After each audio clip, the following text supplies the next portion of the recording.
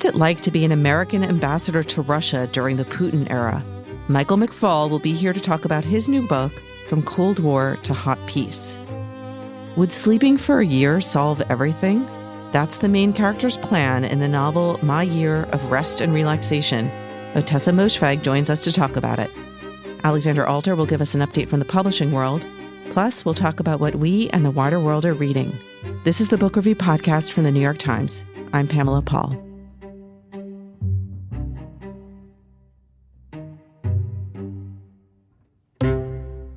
Joining us now is Michael McFaul. He is a professor of political science and the director and senior fellow of the Freeman Spogli Institute for International Studies at Stanford University and a senior fellow at the Hoover Institution, as well as the author of a new book, From Cold War to Hot Peace, an American ambassador in Putin's Russia. Michael, thanks so much for being here. Thanks for having me. So this is a memoir primarily of your years as ambassador to Russia under Obama. You were there for 2 years or 3 years? Well, a little bit longer than 2, but 2012 to 2014, yeah. So here's the question that many of us often wonder, because there are different routes to becoming an ambassador. How did you get to be the ambassador to Russia at that time?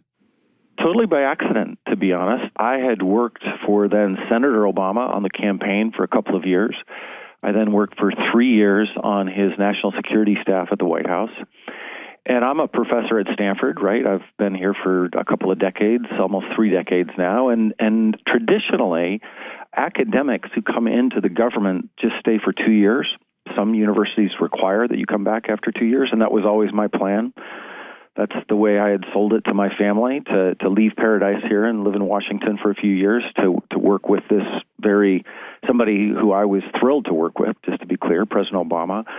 And when I broached that issue, first with my immediate boss, Tom Donilon, the National Security Advisor, this was in 2011, he said, well, you can't leave now because we're doing so much good work with Russia. And I think a lot of your listeners will be surprised to hear that. But in those first couple of years of the Obama-Medvedev years, when Medvedev was president of Russia, we were doing a lot of cooperation, getting a lot of things done. And then he called me back a few hours later and he said, hey, I talked to the big boss. He says you can't leave. That was the president. And then I went home and I said, well, they don't want me to leave. And my family was pretty tired of living in Washington and not seeing me that often as a White House official. And that, therefore, sparked a conversation. Could I keep on the team but do something different? And they came up with this creative idea to send me to Moscow to keep me on the Russia team. And, by the way, a more family-friendly job. It might be surprising to hear, but it most certainly was, because I had a little more control of my own time in Moscow. And so that's really how I ended up in Moscow. All right, so much in there. First of all, let's just set the scene in terms of what Russia looked like at that time and Russian-American relations. So Dmitry Medvedev was the president at the time. And I think a lot of people are confused. Was he a puppet of Putin? How did he and Putin switch jobs? What was the situation under Medvedev?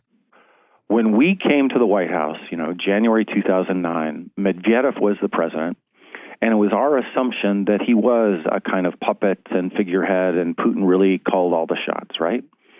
But as we came to interact with Medvedev, I have to say, and I devote quite a bit of attention to this in the book, his world perspective was different than Putin's, because we would see Putin, too, from time to time. He most certainly believed that cooperation with the United States was in Russia's national interest. He believed in what Obama used to use, this phrase, win-win outcomes, and he thought that was true. And he's a younger guy. Remember, he's about a decade younger than Putin. He's never worked in the KGB. He's a lawyer by training. So he had a decade less of time working in that Soviet system. And I think he fancied himself as a modernizer, pro-Western reformer. He didn't accomplish that, but that was most certainly his self-perception of what he was doing. And he also is the same age as Barack Obama. And, in their very first meeting they had in April 2009, went out of his way to emphasize their kind of common history as lawyers. He even mentioned, by the way, that he'd read some of the articles that President Obama had edited at the Harvard Law Review. And as a consequence of that we did do cooperative things with Medvedev. We signed a START treaty, reducing by 30% the number of nuclear weapons allowed by each side. We got new sanctions on Iran that then led to the Iran nuclear deal. We opened supply routes through Russia to Afghanistan to reduce our dependence on Pakistan, which was critical for us to take a very dramatic military operation violating Pakistani sovereignty in 2011 when we killed Osama bin Laden. And a number of other things. He even supported our, de facto by abstaining at the UN Security Council. Medvedev even supported the use of force in Libya. Whether that was good or bad is another issue. But the point I'm trying to make is he wasn't just mimicking and carrying out Putin's foreign policy decisions. And in fact, that last one I just mentioned, that was, I think, the beginning of the end for Medvedev. Because that's the one when Putin thought he had gone in the wrong direction. He publicly criticized him. And that was the peak of cooperation, but also because he went too far, the end of cooperation. Okay, so all of that happens in the early years of Obama's first term, 2008, 2011. What happens by the time you get to Moscow? Well, here's the tragic irony paradox of my fate. Early in 2011 is when I start to have these conversations with the senior people at the White House and then eventually the president about going to serve as the new U.S. ambassador at the height of all this cooperation. And in fact, we were in Deauville, France at May of 2011, I think, for some meeting with Medvedev. And that's when Obama said, hey, by the way, I'm going to have Mike become my next ambassador. And it was all high fives and hugs, from guys like Medvedev and the foreign minister Lavrov, because we were in a cooperative time. By the time I actually get there, going through the vetting process, waiting to get the holds lifted by the U.S. Senate, some very pleasant moments in the Marriott execu-stay in a one-bedroom apartment with my kids. So it was at the end of the year. It was the last day of the Senate in session on December when they voted, unanimously, by the way, but there was lots of politics involved in that. By the time I show up in January 2012, two big things have changed. One is Putin has announced that he is running for president in spring of 2012 in that election. So that was a big change. And two, well before I got there, but in December 2011, there were massive demonstrations against Putin's regime. Initially sparked by a falsified election in a parliamentary election in 2011, but they kept growing and growing. And so by the time I arrived, there was a moment that it felt like might be a political change of some sort, regime change in Russia. And remember, this is the same year, 2011, that the Arab Spring is occurring, where you see lots of massive demonstrations against autocrats. So that's when I arrived there. And so what happened was Putin, to shore up his electoral base and to marginalize the opposition, he blamed us for sparking those demonstrations. Obama, Secretary Clinton, and when I arrived on the scene, me. And we never really got to a new cooperative phase. By the time I became ambassador, we were playing defense. So you had gone into the Obama administration with the idea the Obama administration had to kind of have a reboot of relations with Russia. And it seemed to be going well until you changed jobs. Correlation is not causation, right? As we teach here at Stanford. But it was exactly right. I got on the plane as Mr. Reset, and I landed as Mr. Revolution. That's the way I describe it, because they, from day one, even before my first day in the office, they ran a 20-minute hit piece on me on their Channel 1, which is controlled by the state, right, explaining to the Russian people that Obama had sent me to foment revolution against Putin. And they had something on you in a way, right? Because you had been in Russia before and had been an activist for democracy. So how did they tell us about your experience in Russia before you went there as ambassador and how they kind of used that against you?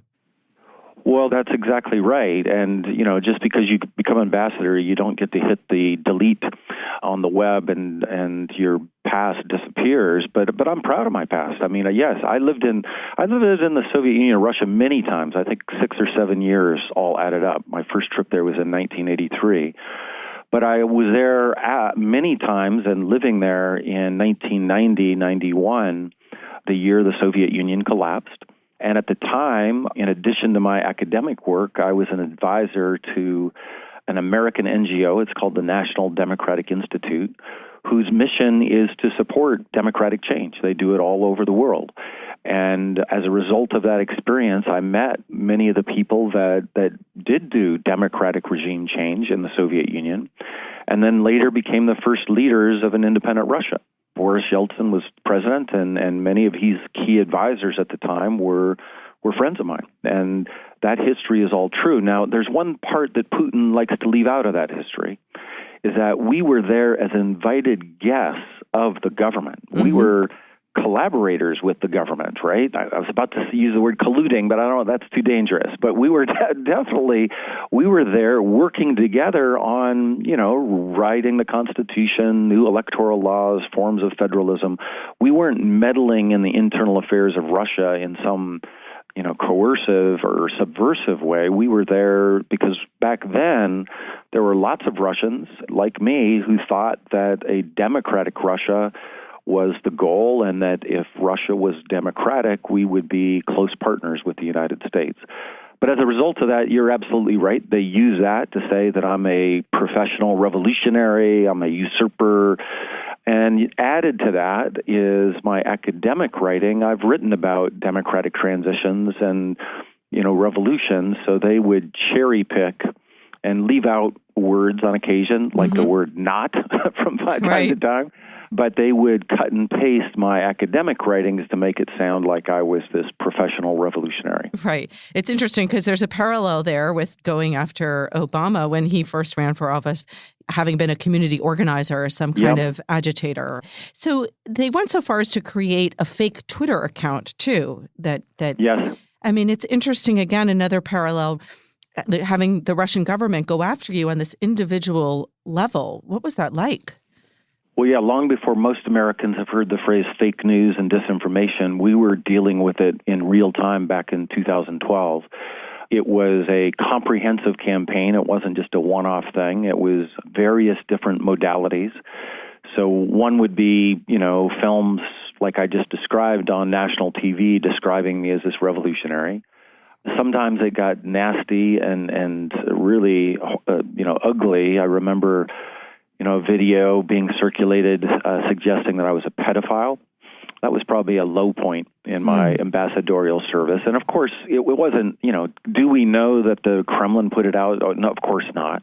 They're too smart for that. They use proxies to do all this kind of thing. But it created a real dilemma, because how do you respond to that? You get on Twitter and you say, I'm not a pedophile, and then you're arguing about that. Right. And initially, we got YouTube to take it down, to their credit. We have had a relationship with Google, and they did that. But then it reappeared on different Russian platforms, and to this day still circulates. And the Twitter account, that was on Election Day, the day that Vladimir Putin was elected in 2012. There was an account that was out there looking exactly like my name, saying all sorts of inflammatory things about Putin. The media was reacting to it. How could this ambassador say such things about our newly elected president? And it was horrible, because for 2 hours, we did not know what was going on. And it turned out it was a fake account, only instead of using MCFAUL, they used MCFAU and then capital I, which looks exactly like an L. We eventually figured it out, but not before a lot of damage was done. So you have the state-run media saying terrible things about you or misleading things about you, mischaracterizing you. You have social media being run sort of by who knows who, saying these things. How do you combat that? I mean, what is your platform other than to try to go out on social media yourself? How did you, as ambassador to this country, try to work in that framework? Well, one thing I did, which was revolutionary at the time, was to be on social media. Now lots of ambassadors are on Twitter and Facebook, and in Russia, something called LiveJournal. But I was one of the first to do that back in 2012. By the way, not my idea. That was Secretary Clinton's instruction to me. She was my boss at the time, and I'd never seen a tweet. I live in the Silicon Valley, but I'd never seen a tweet until I arrived in Moscow. And so we did. We used all those platforms, and we also used more conventional media platforms, because not everything's controlled by the state. And we had a pretty aggressive pushback. And as I describe in the book, it's a complicated issue how you deal with disinformation. I think as a government, we're not doing very well. I think the Russians are way ahead of us on this right now. They most certainly spend more resources, both within Russia, obviously, but around the world than we do. But our strategy was stick to the facts, be transparent, and engage with as many people on as many levels as you can. And so, and that was very novel, by the way, for a U.S. ambassador in Russia at the time, when I would respond to a high school student in Vladivostok or a mother in Murmansk, that out of the blue. They never had a U.S. official do that. And that, how to measure it, we used to try to figure out how to measure it, but at one time, for about several months, I was one of the most popular bloggers in Russia. I would make the top 10 list right there with President Medvedev and Alexei Navalny, the opposition leader. So we had discerned that it was having an effect, that yes, there's the state-run media that's putting out all this other stuff, this negative stuff, but there's a lot of Russians, maybe millions of Russians, that appreciated the outreach and wanted to engage with me. George W. Bush obviously went and met Putin and famously, saw his soul. Trump hasn't said a bad word about him. You also met Putin. Many times, yes. What did you make of him? And did your impression change over time? So I actually met him the first time in the spring of 1991. So I've known of Putin and have met him and then met him many times in the U.S. government for a long time. We're definitely not Facebook friends, but I know his history pretty well.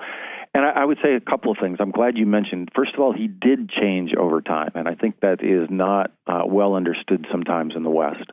Over time, his views became more, he always had that KGB kind of analytic framework about us being the enemy, and if Medvedev saw things as win-win, Putin generally saw things as zero-sum. So if it's good for America, it's bad for Russia and vice versa. But I think those views hardened over time. And in particular, his fear of regime change sponsored by us, that has grown over time. And by the way, let's be honest, that hypothesis about American power, that we use covert and overt power to overthrow regimes we don't like, there's a lot of data to support that hypothesis over the last several decades. And so when he would sit down, both as prime minister and president, with Obama to talk about that, we had to acknowledge that.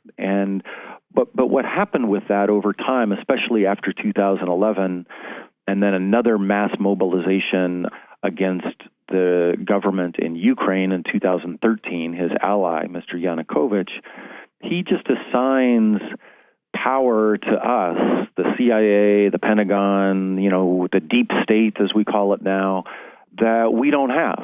He sees our hand behind the demonstrators in Tunisia and Egypt and later in his country.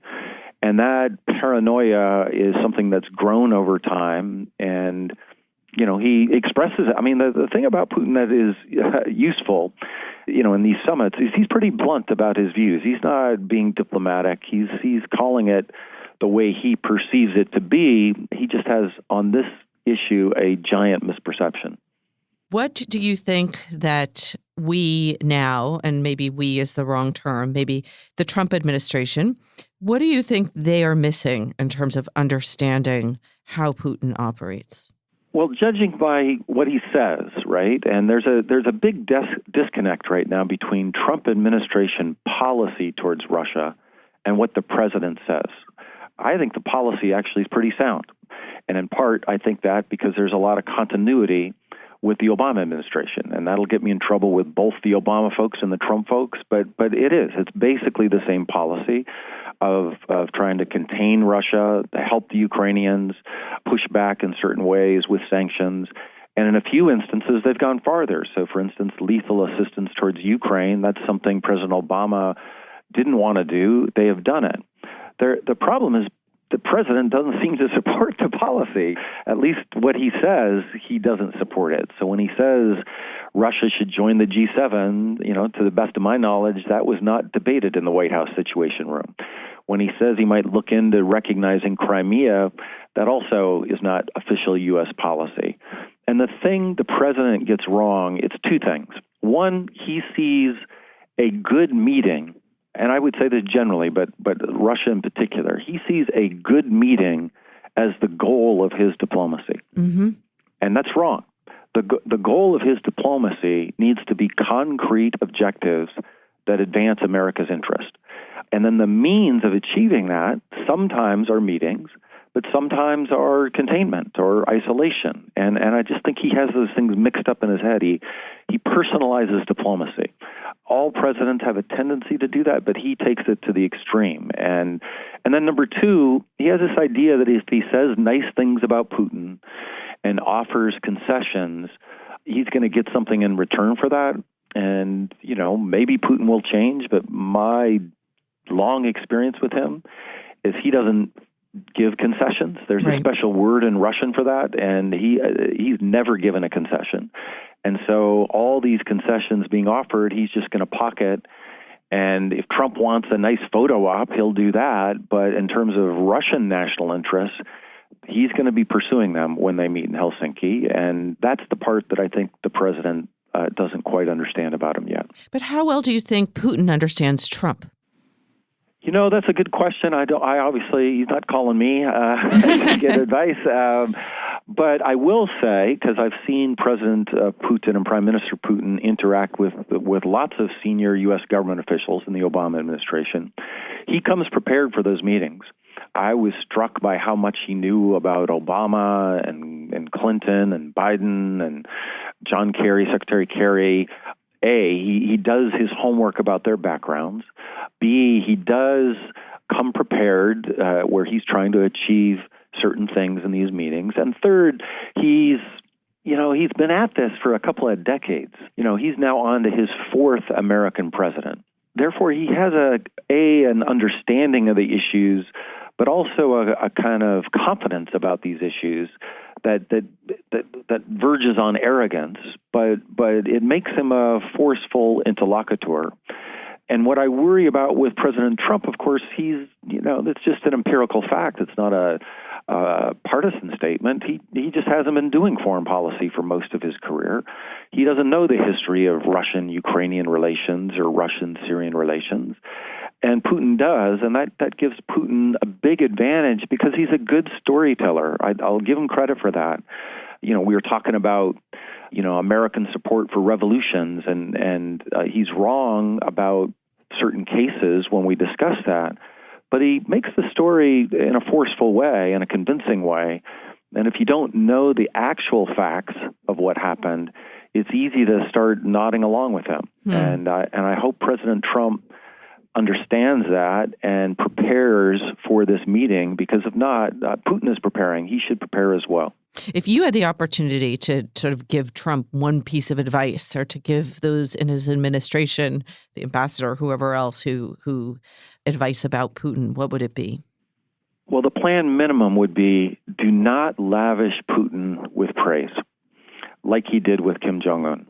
There's just no advantage to that. Putin will see that as a sign of weakness, and that will not translate into some favor that Putin's going to do for you. That is a giant misperception. The second thing I would say is keep it simple and try to be concrete. If I were writing, I used to write the talking points for these summits, right, for President Obama. And, my message for this summit would be focus on one concrete outcome. In my view, that should be to start negotiating a new arms control treaty, because the old one that we signed in 2010 is going to expire in 2021.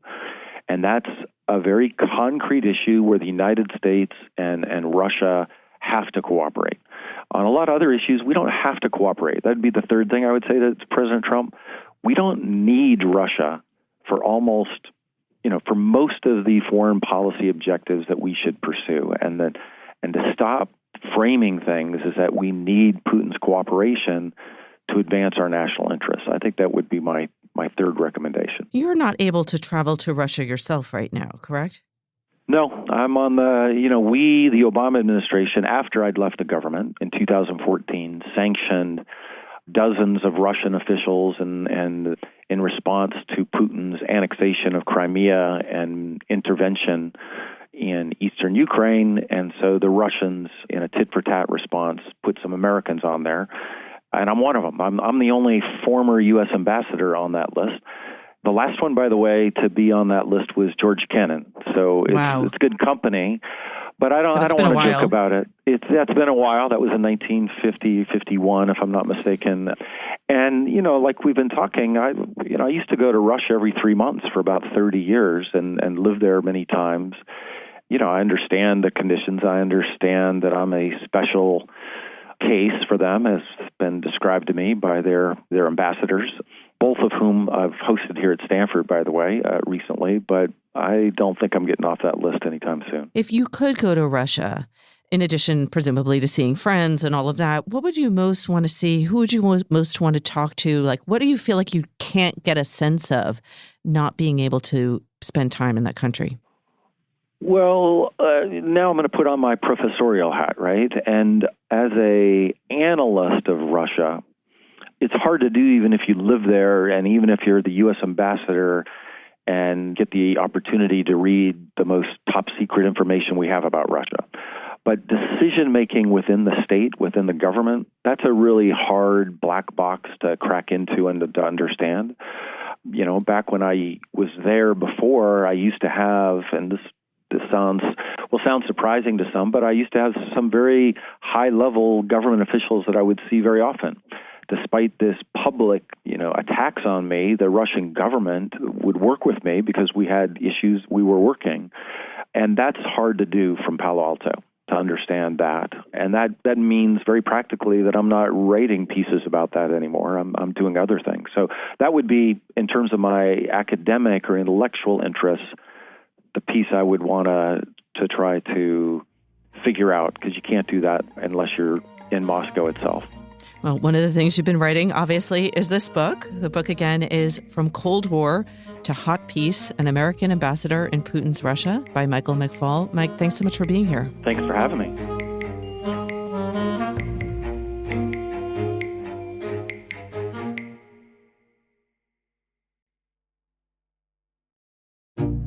So here's a request for our listeners. I get lots of feedback from you, some complaints, lots of kind words. Really appreciate it. You can always reach me directly at books@nytimes.com. I will write back. But you can also, if you feel moved to do so, review us on any platform where you download the podcast, whether that's iTunes or Stitcher or Google Play or somewhere else. Please feel free to review us and, of course, email us at any time. Ottessa Moshfegh joins us now from Los Angeles. Her latest novel is called My Year of Rest and Relaxation. Ottessa, thanks so much for being here. Thanks for having me. So I have an easy way of describing this novel, but I'd rather hear it from you. So tell us in your own way what the book is about. I wonder if my description is the same as yours. It's about a woman who attempts to hibernate for a year. It's very close. Mine is that it's a novel about a depressed woman who takes drugs in a way to kind of sleep it off or sleep it out. Yeah. Sleep it out might be the better way of phrasing that. Right. Presumably, this is not intended literally. Or should we take it literally? The thing about fiction is that you can take unbelievable things literally and ride them through the course of the narrative as though they are real, because they're real for the world of fiction that's on the page. There is an element of surrealism in the book for sure. I mean, not to give too much away for the reader, but there's no way anyone could possibly survive the amount of medication this woman consumes over the course of the book. And, it would be ridiculous for me to even issue a warning because it's so incredibly obvious, that this is not survivable. But in the world of the story, it is. And I think as we're reading, we understand that we're not completely in the real world. And there are a couple of other indicators that would suggest as much. you've said in other interviews that you intended to write a book about 9/11, or that started at 9/11 or that ended at 9/11. In this case, I don't think it's giving too much away to say that it works up to 9/11, that the book takes place in the year 2000. Is there some kind of political or cultural comment on the fact that you have a person who's literally asleep for most of the action, such as it is up to that point? Certainly. I didn't devise this premise with 9/11 in mind, but once I had really developed the character and understood her mission, it felt inevitable that this had to be placed in the year up until 9/11. A lot of decisions the writer makes is instinctual, right? So all of my theoretical explanations are in hindsight. So I can defend my decision and give reasons for why it makes sense, but mostly it occurred to me that in the final scene something was going to happen. And it resonated very strongly in me with the idea that it had something to do with September 11th. The book is set in New York City. And as I started writing the book, I realized that I was not writing a book about New York City in 2018. This was New York at the turn of the millennium. There was a hopefulness about Manhattan, the last remnants of chaos and grit downtown. This was pre-financial crash. There was a sense of indulgence and almost silliness. The book includes some mostly satirical scenes of the art world in Chelsea. And by doing that, I wanted to show that this was an age where people were really indulging in their own absurdity. Ideas were more free. We weren't in the age of a sort of septic intellectual art. This was a shock culture and a sensual culture and a fun culture. And people were still feeling like they could experiment and be really bold and outspoken. Whereas I think right now, everybody is extremely careful.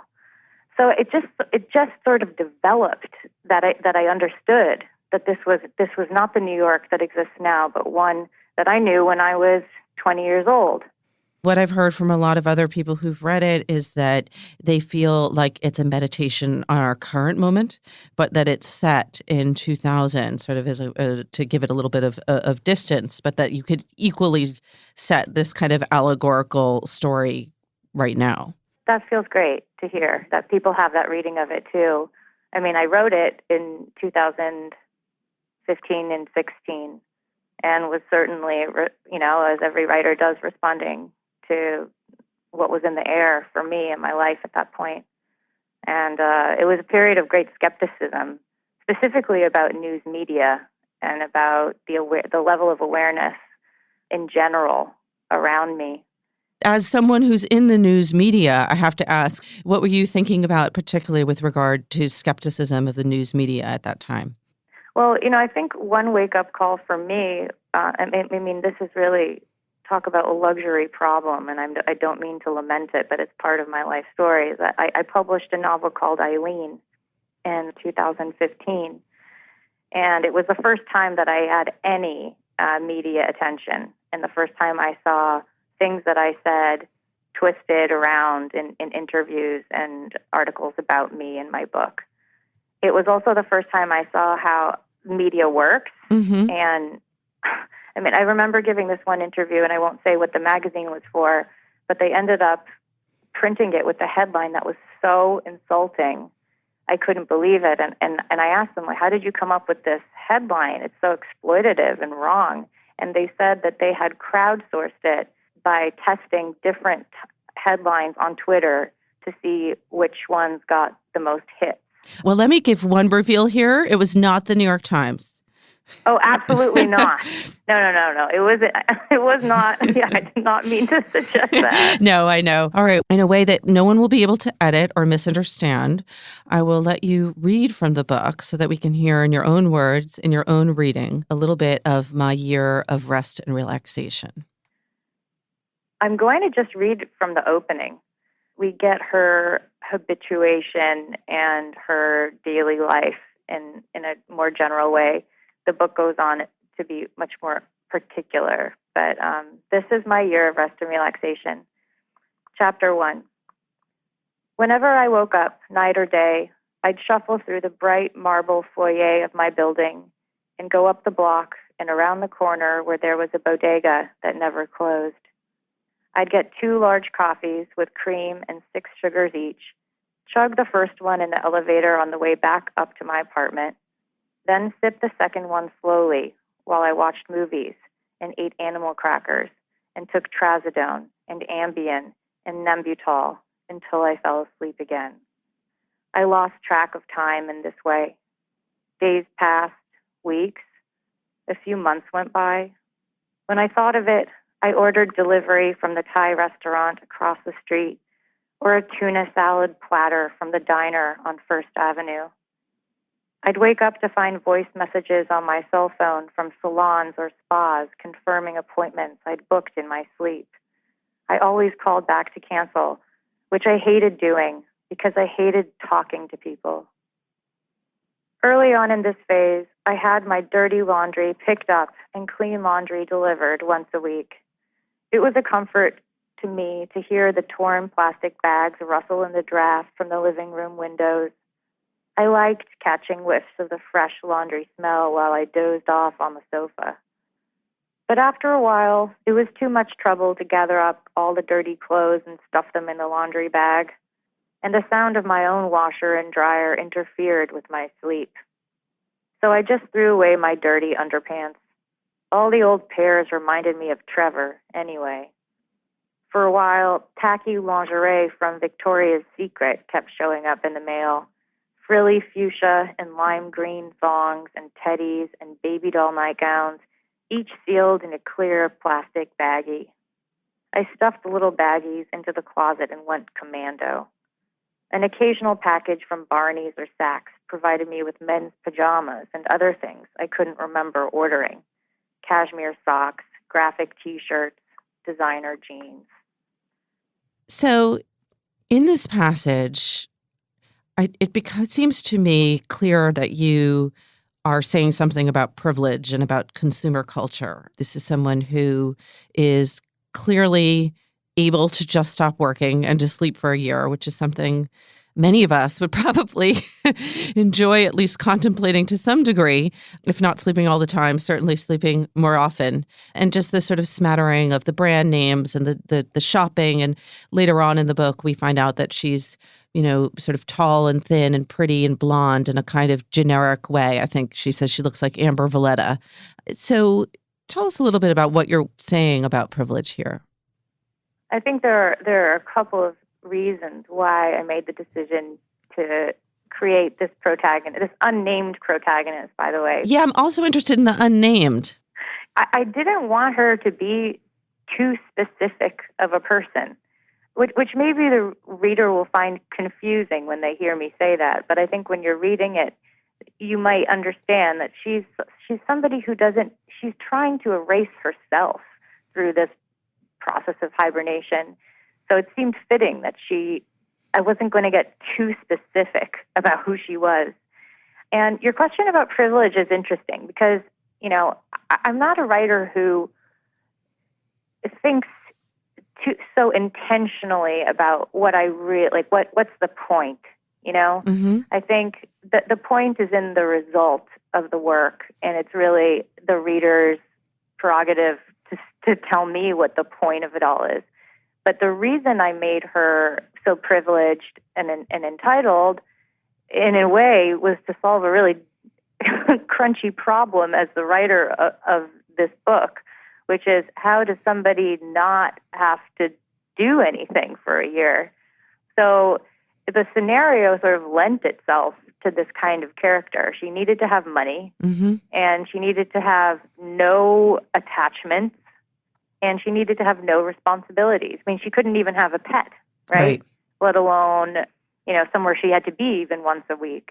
So a lot of her character was born out of her mission. The other thing is, I had published in Eileen a character who was not all of these things. Eileen was not beautiful. She was a brunette. She was poor. She described herself as very unattractive, although who knows whether that was really true about her. She was a self-loathing person, really insecure about her looks and her sexuality. She was a virgin. And there was so much made of that in the book, even though I thought that was a totally believable and not unusual set of characteristics for a young woman to feel completely insecure and obsessed with the way that she looks. And I wanted in this book to not have to deal with that all over again. I wanted somebody who, on the surface of things, looks perfect, so that I could actually get into the deeper material of who she is and why she feels the way that she feels. I don't want to reveal the ending of the book, but I do think for listeners who haven't read the book and are interested in it, one of the, I think, most interesting aspects of it is what is it that sort of snaps her out of this, which we can't get into. But I want to just bring up a couple things that I'm curious about. One is you gave an interview to The New Yorker this week in which you said that you left New York after contracting cat scratch fever and then moved out to LA. How did that change your writing life, and did that help or hinder you in terms of setting this novel in New York? I have detected a pattern in what I choose to write about and where I choose to place my stories. And I wrote my first book about New England, having left New England, and then another book about New England, having left New England. And I wrote a book set in New York, which is this one, and my next book is set in California. So my books seem to be like a couple of years behind where I live. And I think it's because you need to get out of a place in order to have a better perspective on it. And no better way to do that than to contract cat scratch fever. You know, I think about that cat, and I have to say thank you, although it was extremely painful. And it was about 2 years of my life that I felt the effects of that infection. But I don't know if I would have been as gung-ho about leaving New York and just deciding I'm really going to give myself to my work. Like, life is short, and I really don't have extra energy to devote to, I don't know, having a job in New York and slaving away to pay rent. Like, I couldn't really keep up. And it was a really strange time to be ill in this way that it seemed like nobody could really understand. I've heard people talk about Lyme disease, and it seems a little bit like that. I was really tired all the time. I mean, that was probably the first symptom. I could barely walk to the subway. You know, I always had to ask for a seat on the subway. I would forget where I was. I started being really spacey, which is really unlike my personality. I'm a really hyper-organized person. And then, I mean, other symptoms that are pretty, I learned were common to cat scratch fever are, you know, tingling in the hands, arms. There's numbness, seizing. I developed a twitch in my face. I would wake up in the middle of the night drenched in sweat, my muscles just completely tense, and having terrible migraines. And it just became ridiculous. And it took several months, maybe even like 6 months, for a diagnosis to make sense. And then they tested me for it, and it turned out I had it. And then they told me that there was really nothing you could do. So I just had to take really good care of myself, sleep a lot, eat well. And, you know, I still have that virus in me. Wow. Which now I feel like makes me kind of like superhuman in a way.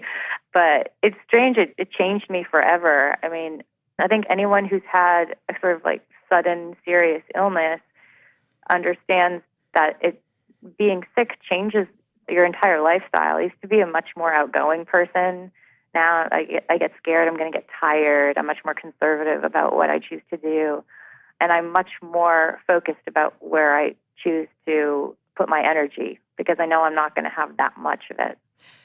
I want to leave you and listeners with an endorsement via another writer. And I'm not sure if you know this, but David Sedaris, when he is out on his book tour and his lecture tour, will often read the work of another writer that he's reading and really loves. And so when he was last in New York earlier this year, he read from your short stories. And he read a bunch of it. And he said, I'm not sure she knows how funny she is. He thought you were incredibly funny, but he wasn't sure that you quite knew it. But in any case, there is a lot in this book that is funny. So I'm seconding that endorsement from David Sedaris, and I urge listeners to read it. And the title again is My Year of Rest and Relaxation by Ottessa Moshfegh. Ottessa, thank you so much. Thank you so much.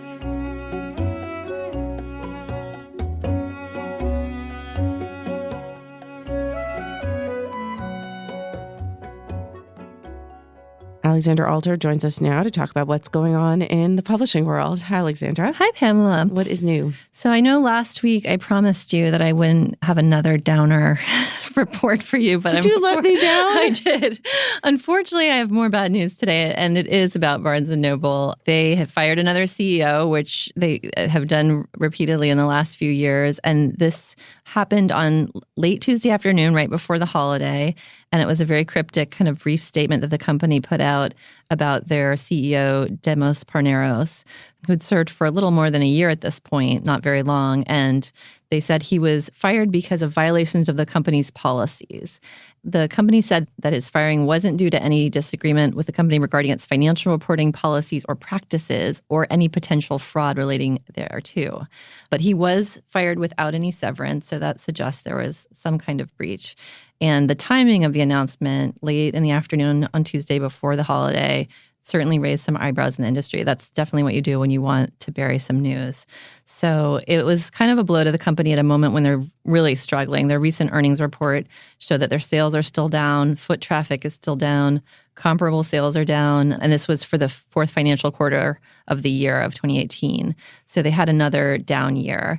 But you can't entirely blame online retailers for this because indie bookstores are doing really well. Well, that's an interesting thing. I mean, indie bookstores are doing very well. Print sales are up. They're stabilized. So there's not this shift to ebooks that was killing the company before.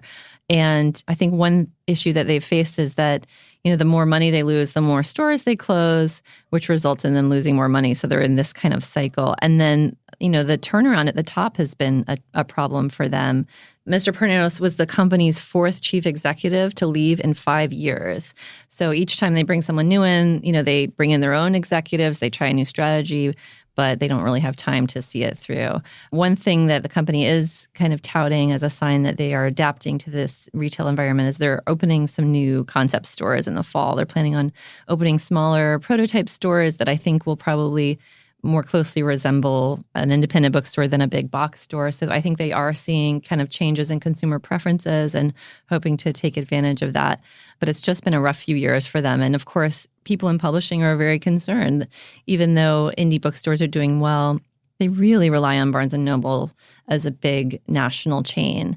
There are Barnes & Nobles in places where there aren't any other bookstores. So it's critical to writers and to publishers to have a healthy Barnes & Noble. And to readers, too. Exactly. So what do these boutique bookstores look like?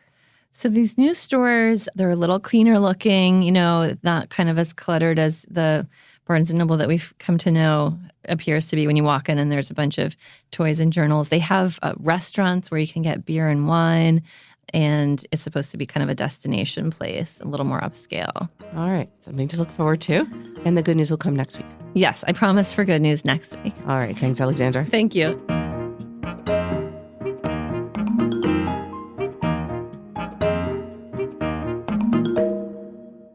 Joining us now to talk about what we're reading, we have my colleagues Greg Coles, John Williams, and Ramon Alam. Hi, guys. Hi, Pamela.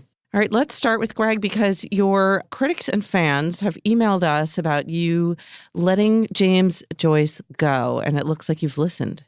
Yeah, I have gotten many, many emails saying, do not give up on James Joyce. So I have not given up on Ulysses. I am persevering. What I have done in response to suggestions from a number of our listeners and coworkers as well is supplemented Ulysses with a recent translation of Homer's Odyssey. It's Emily Wilson's new translation in an effort to find the correspondences where Joyce is playing off of the Odyssey story.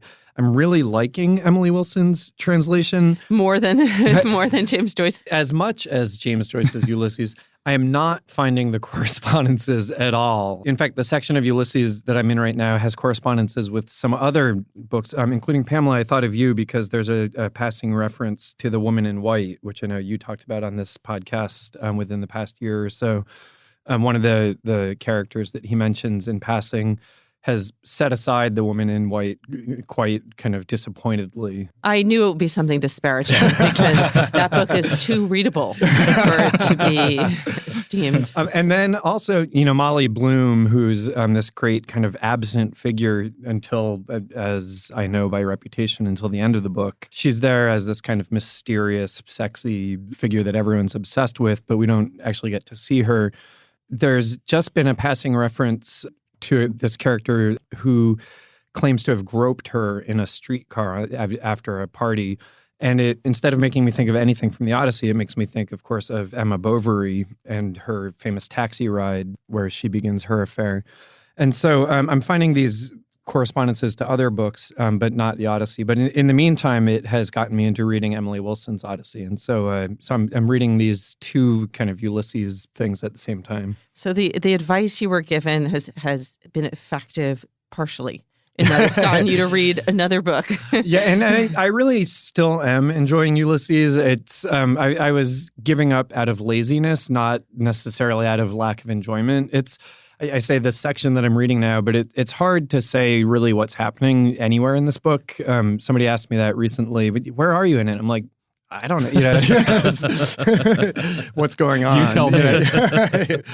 And it's a book that just really the page that I was reading on the train this morning, when we first meet Bloom, he's on his way to a funeral, this guy Dignam's funeral. And the page that I just read was Dignam's son thinking about an upcoming boxing match, but then also thinking about his father in the coffin. And so it's this book that goes, high and low and mundane and sacred and, all of that all at once. And it's done that throughout. It's very enjoyable, but it's very hard to keep in your grasp. All right. Well, you blew past your Bloomsday deadline this year, but we'll look to next year. John? I'm reading something very enjoyable that doesn't take nearly as long as Ulysses to read. Our critic, Parl Sagal, and former podcaster and current, sometimes podcaster, recently reviewed a really big collection of short stories by the writer Machado de Assis, who was a Brazilian writer who died in the early 20th century. And he was kind of an experimentalist of his time. And the book is one of my favorite genres, which is just this sort of chatty, neurotic narrator who you can't totally trust about what he's telling you about his life. And I think it goes all the way back to, let's say, Notes from Underground, which is one of my favorite books by Dostoevsky. And this is about it's called Epitaph of a Small Winner. And it was published, I think, under a different title, which many people know it by, which is something like The Posthumous Memoirs of Brás Cubas, who is the narrator. And he's a Brazilian who has some money and some small ambition, but he has kind of an uneventful life. And the book is told in these 160 short chapters where he kind of goes through episodes of his life. And it's a little hard to explain what happens in the book, so I'm going to rely on a couple of quotes from the foreword, which is actually fantastic. It's by Susan Sontag, and she really loves the book, and she situates it, I think, really well in its tradition and describes a lot of what I like about it. She says, the novel belongs in that tradition of narrative buffoonery, the talkative first-person voice attempting to ingratiate itself with readers, which runs from Tristram Shandy through In Our Own Century. And then she mentioned some books that I also love, like Svevo's Confessions of Zeno and Hurrabel's Too Loud a Solitude, and even Samuel Beckett she mentions.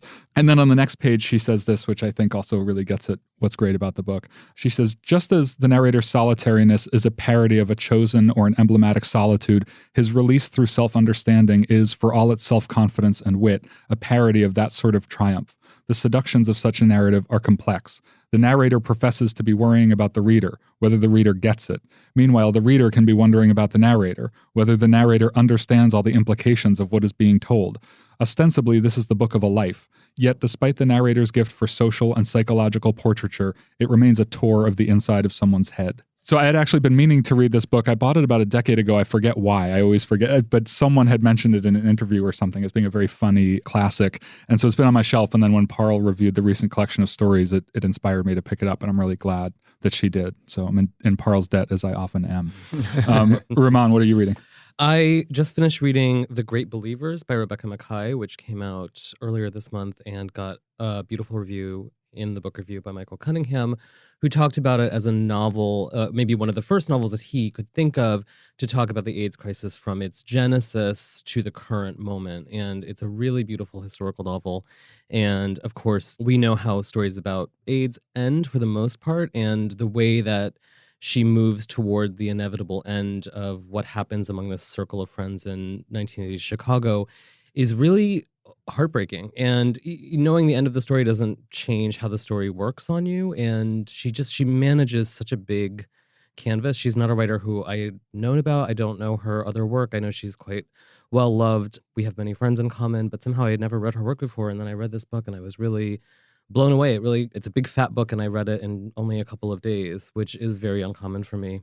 I feel like between you and our review, a lot of other people around the building are picking that up. I hope so. I think I think it deserves to be read, and I think it is. I actually recommended it recently as a vacation read because I think it goes down really smoothly, even though it's quite a serious book. And there's something really sticky about the way it's designed, and I love that. Like when you can't get out of a book and you have to kind of keep turning the pages to figure out what's going to happen. It's got two strands. It's the group of friends in Chicago in the 80s, but it's also this mother-daughter story in the present day. Contemporary. And often books with two strands like that are much more successful in one of the strands than the others. Did you find that in The Great Believers? They end up working toward one another in a way that was, I can't say unexpected, but it was sort of satisfying to see how she got these two different narratives to meet. Mm-hmm. And the book, any book that big, of course, is going to have multiple interests. And there's also this whole other interest inside the book in art and the question of how you value a work of art. It's a complicated thing I won't get into, but the idea of one of the characters is trying to determine whether a painting is actually by Modigliani. I believe it's Modigliani. Anyway, it's sort of beside the point because it just becomes this sort of reflection on art and mortality and morality. It's a really beautiful book. You know, it's interesting that you say that you mentioned it as a vacation read for people, even though it's, that the subject is a dark one. Yeah. But I've never understood, I'm curious what other people here think, the idea that vacation reading needs to be something light, because when you're on vacation is when you kind of have the mental and the space and the energy to devote to something bigger and deeper. Yeah. Whereas, during the work week, you're struggling to read a few pages on the subway. Of Ulysses, especially. Yeah. Yeah. No, that's perfect. I agree with you completely. That's perfectly said. I mean, the best book I ever read on vacation was Buddenbrooks by Thomas Mann, which I love is like such a nerdy, but it's such a beautiful book to get lost in when you have a week in Hawaii and nothing else to think about. And then you can dwell on the fact that he wrote it when he was 25. Let's not talk about that. I once read on a beach in Florida the first two books. This is many years ago in Edward St. Aubyn's Melrose novels, which is probably the biggest contrast. In fact, I read Patrick Melrose on the beach as well, and I read Moby Dick on the beach. I read Moby Dick on the beach too. Let's do a future podcast on reading Moby Dick on the beach, because I think what could be more appropriate, right? All right, but Ramon, you I have two more books that I wanted to mention, because after reading this big serious book, I wanted something really different. And so I read a novel by Nell Zink called Nicotine, which came out, I think, last year.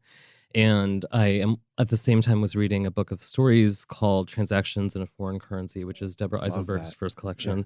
Yeah. And I was really interested in reading something with humor, and both of those books are full of humor. Nicotine is kind of antic and political, and it feels very thrown together in a wonderful way. Like she just sort of sat down and wrote it in some weird manic burst. And it's kind of disgusting. And it's a really funny and weird book. She's an unclassifiable and bizarre writer. And Transactions in a Foreign Currency, Deborah Eisenberg, I don't know if she's ever got her due as the person who defined the convention of the story of young women adrift in New York City, because I feel like every such book I have read since that book was published in 1986, I think, I feel like there are a lot of writers who owe her a significant debt. I have a summer-long project where I'm going to be reading her collected stories, which is about 1,000 pages. Yeah. Just to let you know that I also am reading multiple books. Right. So, you're not the only 3-book person at the table. Yeah. I also feel like you need to put together like some kind of story collecting all of the stories of the young woman adrift in New York City genre. None of my contemporaries will ever speak to me again if I do that. That's right. Pamela, you have one very large book in front of you. Yes, I alluded to this the last time we gathered here, that I would probably be with us for a while, and I think I will be, because I'm only about, in honesty, I'm not halfway through the book, which is The English and Their History by Robert Toombs, which came out, I think, in 2015 here. But I'll talk about one section because it touches on two things that happened this week, one of them being the 4th of July. And so I was reading in recent days the account of the American Revolution. And I think that this is probably the first time I've read a British version of our revolution, which, needless to say, is condescending and They're not waving skeptical, the stars and stripes. Nay. No. And I want to read one passage aloud from it. So one of the things he points out, or two things he points out that put it into a different perspective from the one we normally read it from here. One is that it was part of a larger world war for Britain, and that secondly, it built on these internal divisions within English politics that were then kind of replicated in the U.S. So there was this whole, Whigs and Roundheads and Tories thing going on, that we were apparently but a little, pimple on the larger surface of that dispute. So I'll just read this bit here. Despite the legend of the lumbering redcoats being defeated by straight-shooting frontiersmen, there is little doubt that the Crown forces, including many Americans, among them the native and the enslaved, could have defeated the half-hearted Roundheads had Britain not been fighting a world war.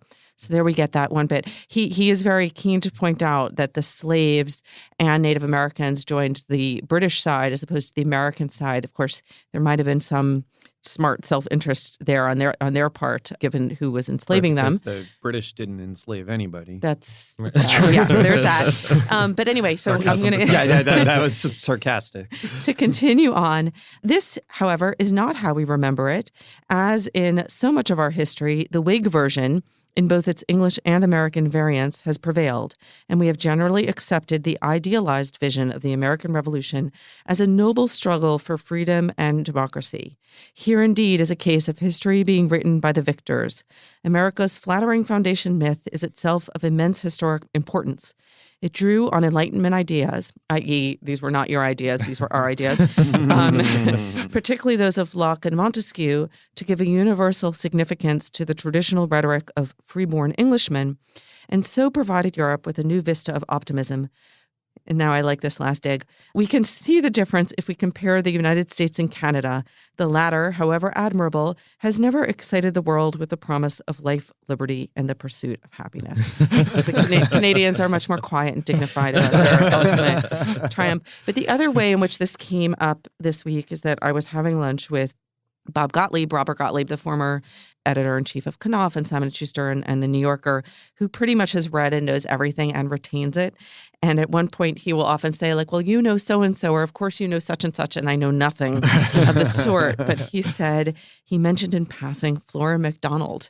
And I did know who Flora MacDonald was. And he mentioned Flora MacDonald in the context of Bonnie Prince Charlie, also someone that I feel like I should know, but, often don't because, I have the sort of memory retention of a toddler. But in any case, Flora MacDonald and Bonnie Prince Charlie were brought up in this book because she was one of the people she was a North Carolina Tory who sided with the Loyalist side during the Revolution. And I had just read it like 5 pages before meeting with Bob. And the last thing I want to say about this book is that it's kind of therapeutic reading for those of us who are maybe not very happy with the state of the world today, because it situates you in this very long-term thinking. This book starts from, the sort of early Anglo-Saxon, actually before sort of Neanderthals wandering around day and takes it all the way up today. And so if you look and you think like, well, there are changes on the Supreme Court, it might last a while. You could just be like, but it'll be like the 30 Years' War, it'll come and it'll go, and eventually it'll, just look like this little teeny blight on our pimple. Yeah, that's right, another pimple in history. Thanks, guys. Thanks, Pamela. Thank you.